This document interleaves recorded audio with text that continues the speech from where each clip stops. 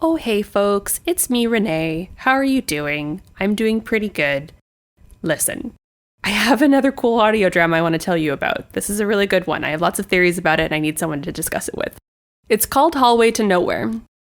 Hallway to Nowhere is a microfiction horror podcast about isolation, escape, and that which is almost familiar. The story follows Jessica, a young woman trapped in a series of endless hallways. Only Nocturne and Oasis, two cold AIs, are there to keep her company. Jessica is just about to give up when she comes across a mysterious device. So if you're like, Renee, listen, I love the spooky liminal horror of Badlands Cola, however, I do wish your episodes were much shorter. That's okay. What you want is Hallway to Nowhere, I'm telling you. Their trailer is at the end of this episode. It's in the usual spot, so you can get a taste of their very spooky vibes and see for yourself. All right, that's it for me. Go ahead, get in there. Enjoy tonight's episode. Have fun.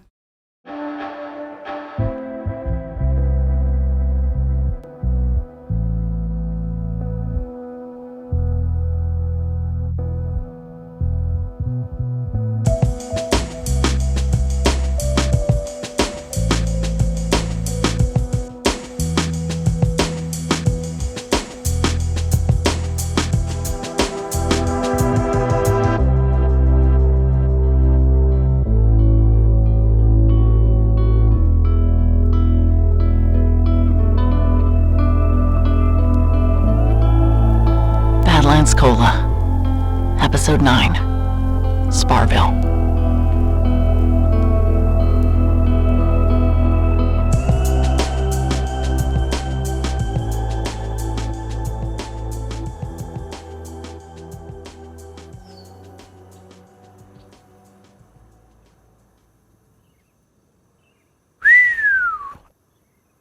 Shit. Here, I'd have put money down on you two being attached at the hip by now. I mean, what happened?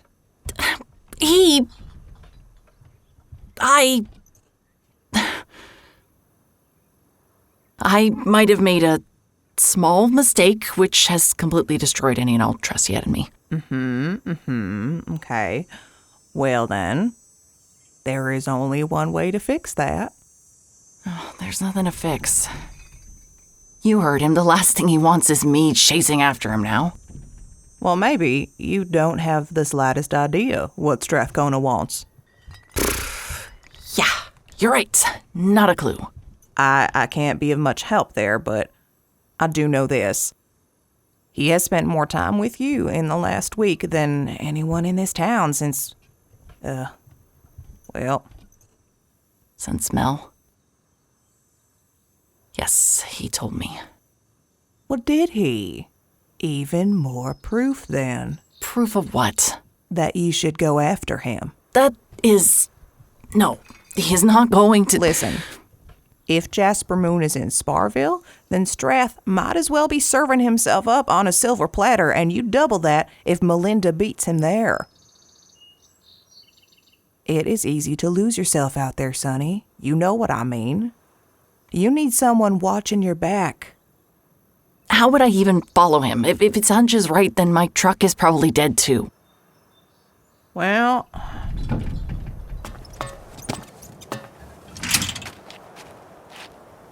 You ever ridden a pony before? Oh no, hard pass. I'm sorry, darling. I suppose you don't exactly give off the equestrian vibe, but Bucky only nips if you let him. Bucky? This horse is named Bucky. I promise he is a sweet boy. Here, I'll show you to mount up. You just go and put your foot in that stirrup right there. No, hey, let go. No, this is ridiculous. I am not about to get on a fucking horse to go gallivanting across the desert on the slim hope of finding some asshole chasing down a rogue radio signal. I'm not doing this. I'm done. Sonny, where are you going? Somewhere. Anywhere. Away.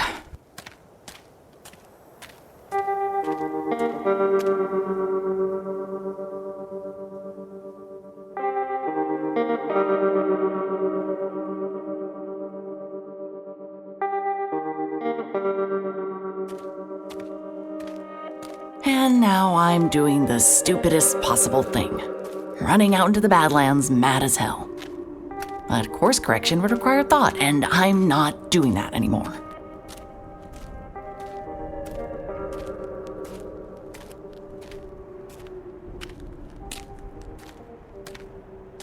My march holds out longer than I thought it would. But eventually, I can't ignore the prickle of sunburn on my shoulders, the twist of thirst and hunger in my sandpaper throat.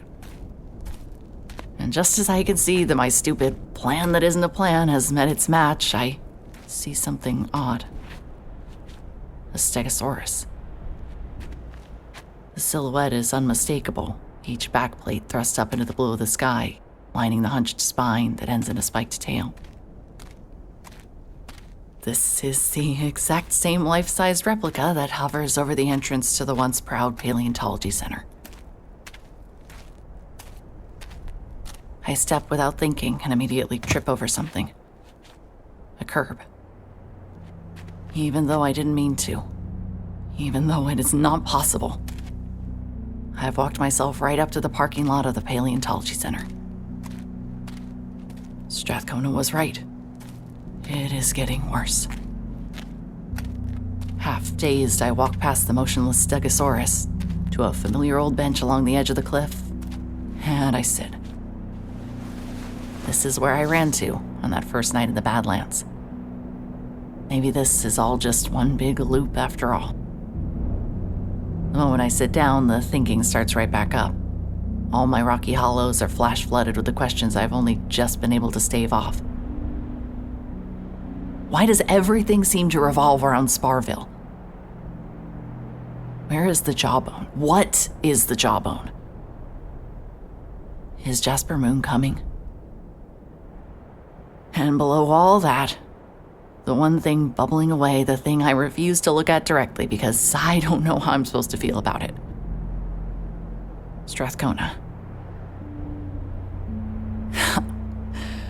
How badly did I screw that up? A few hours ago, we were taking turns confessing our most fucked up secrets, and when we barged through the door of the bus, there was a moment where I tripped, and he caught me. Mumbled some smart-ass comment about me being a klutz, but his arms stayed wrapped tight. Strathcona insisted I wasn't a monster. And the idea that I might have proved him wrong sits in my stomach, heavy as a brick and twice as sharp around the edges. Fuck! Rough day? You expect to come out here and act like this, and no one to come and check on you?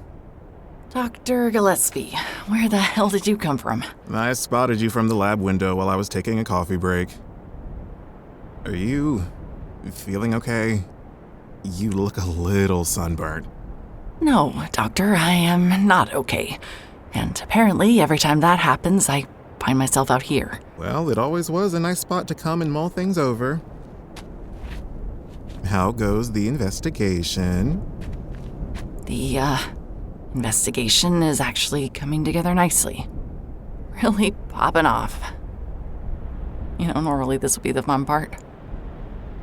But now you're sitting on a bench shaped like a dinosaur, screaming obscenities off of a cliff?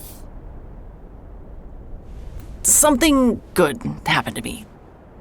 Like, really, I mean, nothing spectacular, just honest, real. And it's the first time I felt that adrenaline rush outside of work, and God, I don't want to think about how long. And then, wouldn't you know, it was torn up into tiny little pieces. Yikes. Listen, this sounds personal, and I don't really do personal, but it sounds like a problem. It was just a stupid misunderstanding. I just want to go back to how it was before. You know that's not how it works. We can't rewind our lives, no matter how much we wish we could. Dr. Levesque. You know, one of the last times I saw him, we had a fight. That last night at the center, we'd been slammed with tourists all day and we're behind on our curation work on a downright biblical batch of Ammonites, stressed and exhausted as usual. I started it. Asked him why he was wasting all his time on Jasper Moon's bizarre pet project. Scolded him for giving the time of day to a man like that, even if there was some genuine scientific benefit to be dug up.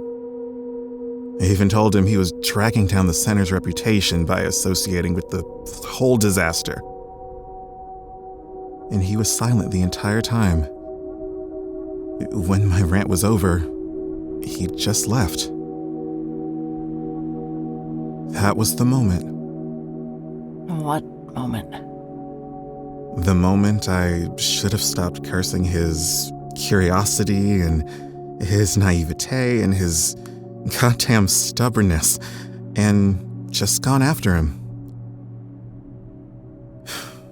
See how miserable this exercise is? Don't get caught up in trying to rewind back to a moment in time, investigator. It's not worth the heartache. Trust me.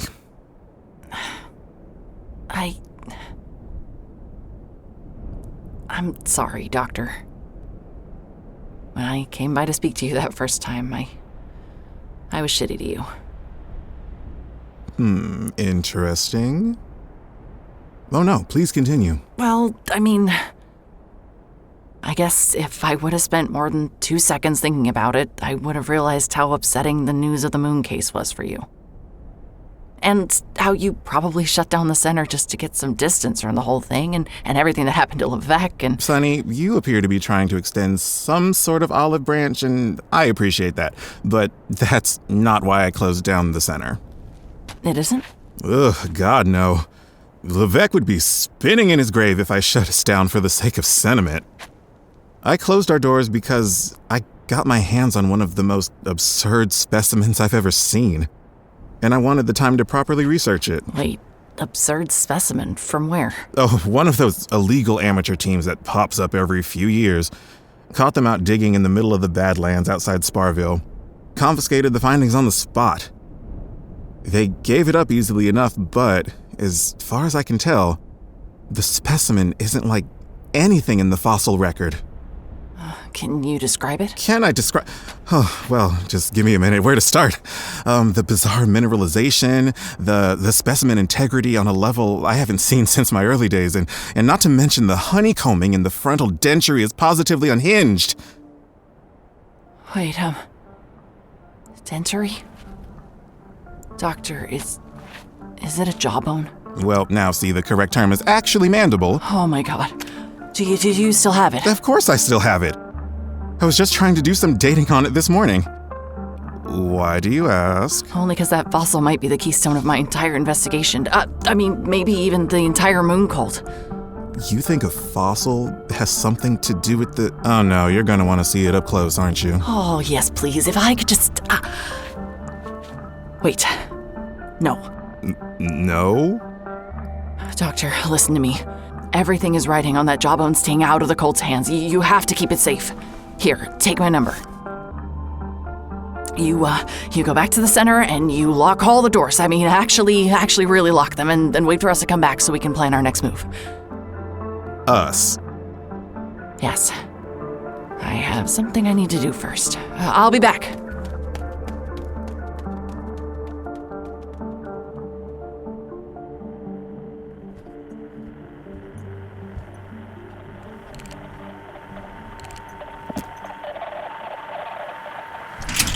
Oh, Sonny, you're back. Get me on this horse. Huh? What? This horse, pony. Put me on it, please. Oh, well, only because you said it so polite. All right, come on, Bucky. Steady boy. You're gonna be fine. You just need to calm down. Okay. So, put your foot in the stirrup right. No, your other foot. Mm-hmm. Okay. We're going up in 3. 1, 2, 3.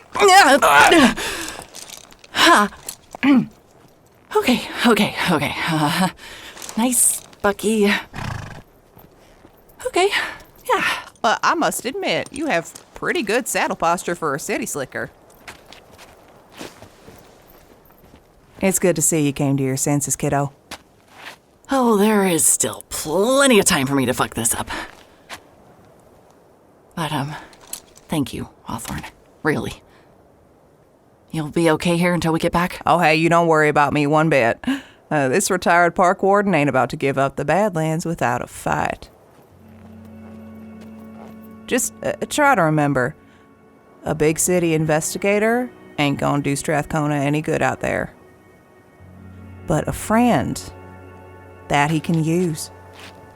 I know. I'll try. I'll also try not to start a wildfire or trample any endangered marmots or anything. You know, warden's honor and all that. Oh, honey, look, I appreciate that, but park wardens protect the natural world. And whatever Jasper brought to the Badlands, it sure as hell don't belong here. So if you get the chance, I want you to put your boot firmly up its ass. Yes, ma'am. Hawthorne? Yep. Which, direction is Sparville again? Oh, you don't have to worry about direction one bit. Bucky and Triton, they're inseparable, so he'll just take off like a shot after her scent the moment I let go, which is coming. Wait, what do you mean by the Hawthorne? Wait, no.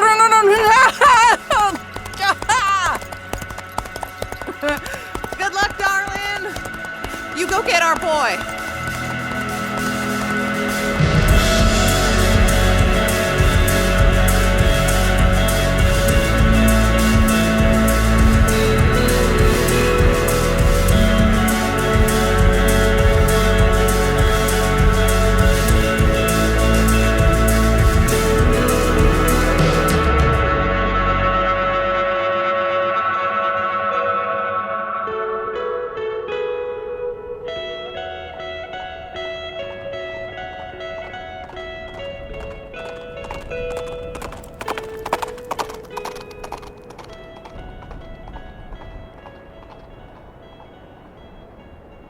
As Bucky twists and turns through the maze of coppery rock and silt, I do my best to stay in the saddle and keep anxious watch out for Badlands tricks.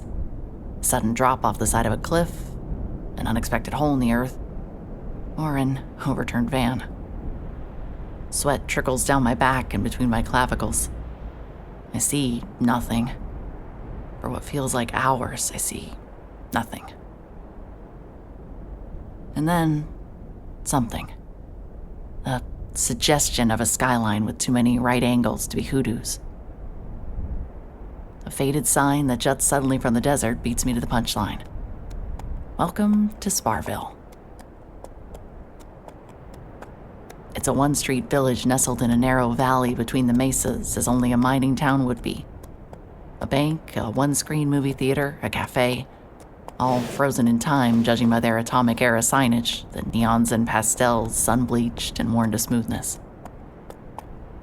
I scan the vista of downtown Sparville for any trace of Strathcona or his pony, but everything is still.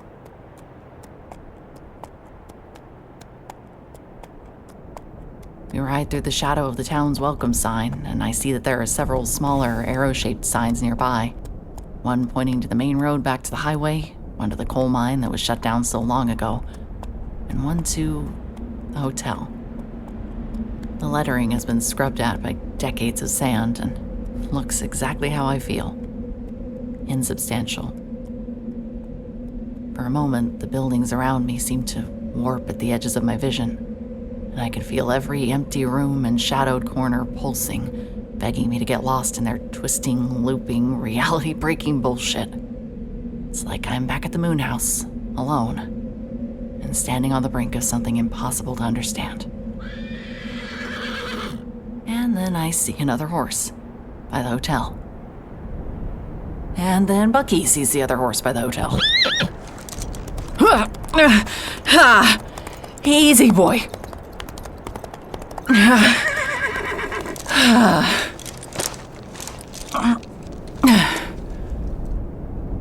Okay. Bucky, you stay out here. Maybe some of Triton's chill will rub off on you. Now, where is your rider? The hotel loomed so large from further down the street, but Up close, it's almost like a theme park attraction. The intricate Greek columns that line its entrance look fake somehow, like plaster, and the regal facade hides much simpler architecture behind it. I push on the brass and glass rotating doors and realize it's just your average highway-adjacent chain hotel on the inside.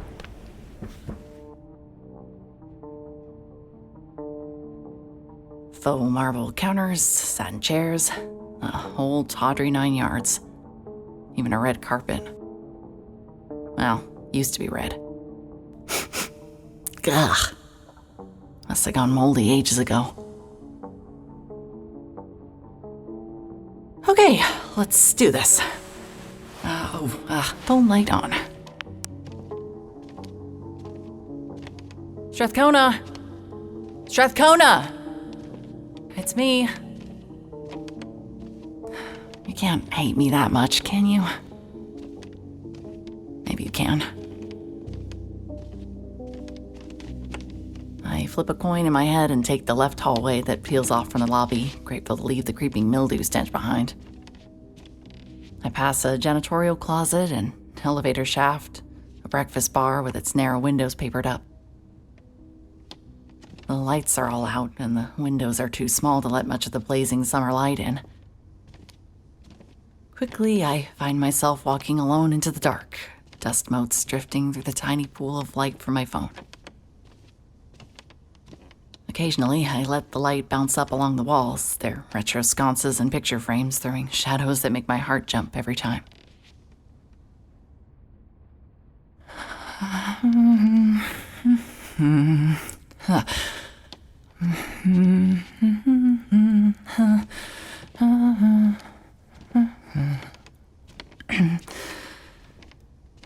Strathcona? Strathcona! The air in here is dry and unmoving. Somehow it's cold, an invasive chill pressing up against my bare arms. I realize I almost don't want to call out. My light spills over the walls, illuminating a long, silent tableau of picture frames and closed doors with elaborate glass windows and rusted nameplates. There's an oil painting of the hotel on its opening day, 1898, and a door labeled laundry. An action shot of a local rodeo next to head office. No way. No fucking way. There's a copper plate below the photograph, and the name engraved on it sends my stomach down into my shoes. Joseph and Carmen Moon, founders and proprietors. The hotel I'm currently standing in was built by Jasper and Melinda's ancestors. Hawthorne had it half right. The Moons weren't just a wealthy Sparville family. They were the wealthy Sparville family. Still reeling from the discovery, I turn the faint circle of light down the dead hallway, illuminating another impressively framed photograph. Joseph Moon again, standing in front of a gaping hole in the earth.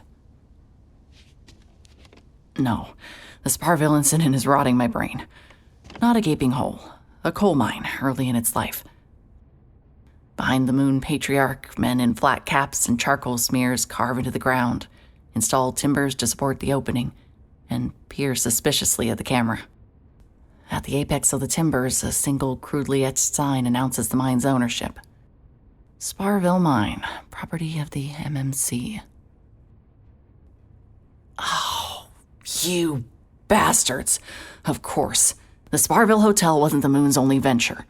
They owned the mining outfit that fueled Sparville from tip to tail. Hawthorne said the coal industry went bust, and still the Moon family kept the mines going for years after. At least until the mid-century rolled around and the last kids had to pack it all up. Why would you bankroll a failed mining project for that long? Then I realize they weren't looking for ore. They were digging for something else. This family's been digging through the Badlands, searching for bones for over a century. Hawthorne, come in. Oh, fuck! fucking... This is Strathcona. There's nothing in Sparville. Just dust and weeds and the moon's old hotel rotting on its foundations. No Jasper. No Mel. Strathcona? Sonny? Surprise. Why are you taking up this frequency? I told you I don't want your help. Yeah, well, I followed you anyways. What?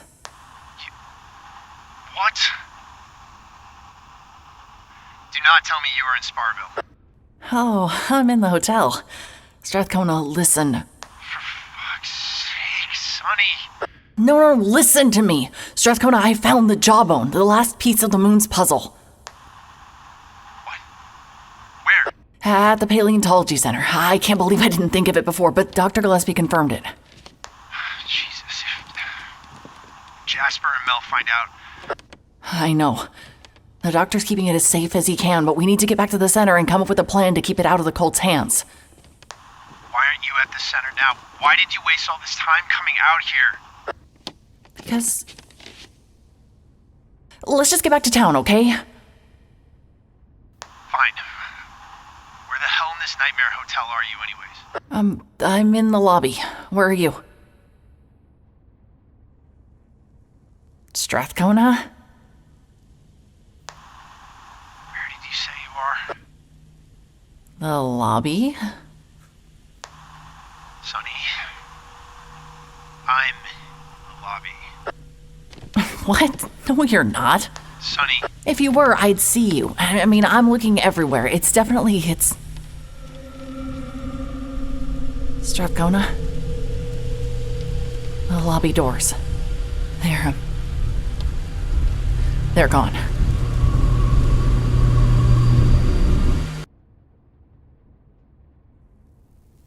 T-E-M-V-T-E-D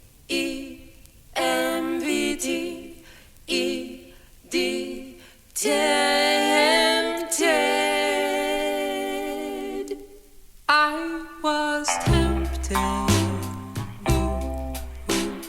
Tempted by Badlands Cola is written, directed, and produced by Renee Taylor Klint. This episode was sound designed and mixed by Russ More and featured the voice talents of Liz Morey, Danielle Bryn, Elvis Barkdale II, and Briggon Snow. Special thanks to our artist representative, Giancarlo Herrera.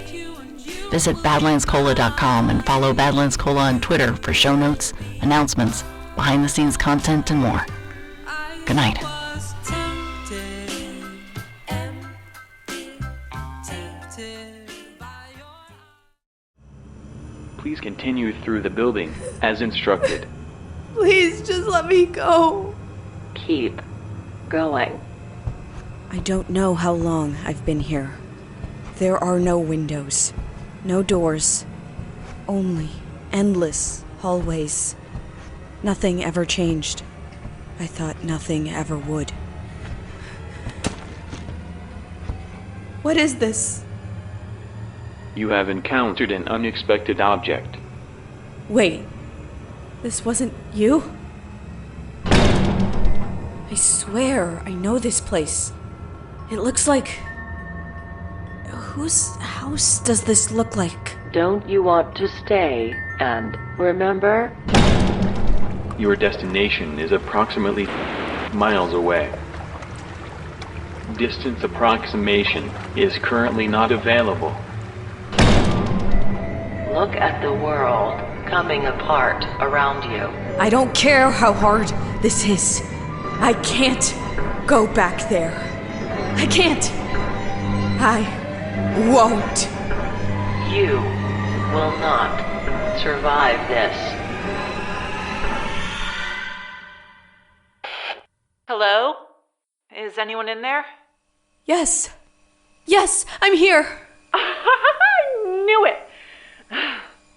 I'm Iris. You? Jessica. Excellent.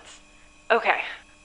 If you listen to me and do exactly as I say, I can get you out of here. Hallway to Nowhere, a microfiction audio drama about isolation, escape, and that which is almost familiar. You have not been here before.